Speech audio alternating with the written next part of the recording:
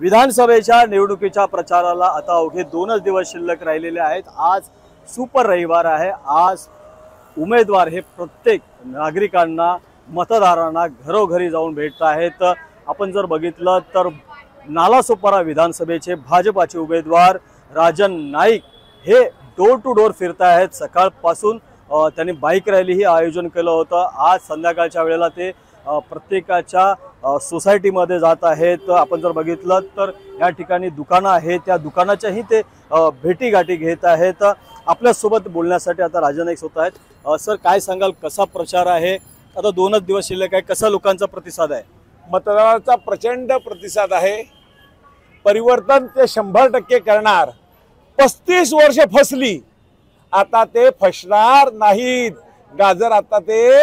गाजर कितीही दाखवलं, हॉस्पिटल करणार, शाळा करणार, दवाखाने करणार, रस्ते करणार, गटार करणार, केलंय काय? 35 वर्षात काही झालं नाही।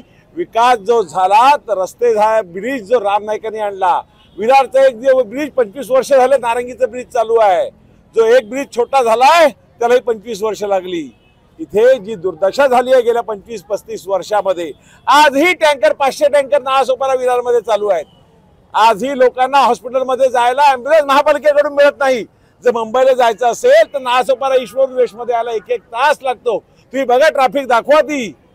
25 वर्षात केलं काय? 35 वर्षात केलं काय? आणि आता परत मतं मागता तुम्ही? अरे, लोक काय फसणार आहेत का? लोकांनी ठरवलंय या वेळेला परिवर्तन करणार। भाजपा महायुतीला प्रचंड मताने विजय करणार।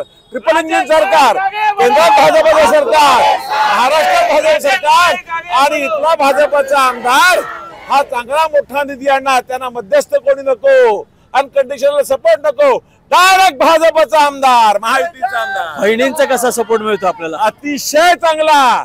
बटन दाबल्यानंतर आता पुढच्या महिन्यापासून 2100 चालू होणार। माझ्या लाडक्या बहिणीचं प्रचंड समर्थन आहे। नालासोपाराचे असे कोणते महत्त्वाचे मुद्दे आहेत जे तुम्ही मांडणार आहेत भविष्यामध्ये? अरे, 2 ओव्हरब्रिज पाहिजे, ते कलकापुरीला आणि सेंट्रल पार्कला। चांगला हॉस्पिटल पाहिजे, रस्ते, ट्रॅफिक, या स्टेशन एरियामध्ये जायचं म्हणजे मोठं दिव्य आहे। मार्केट नाही, मार्केटचे आरक्षण असलेल्या जागेवर ते रेल्वे बांधकाम कोणी बांधल्या याचा हिशोब तर जनतेला द्यावाच लागेल। आज संपूर्ण कुटुंब फिरतंय, सगळे 22 डिग्री मध्ये बसणारे आज 35 डिग्री मध्ये फिरतात। आम्ही कायम 35 डिग्री मध्ये फिरणारे आहोत। एबीपी माझा, उघडा डोळे बघा नीट।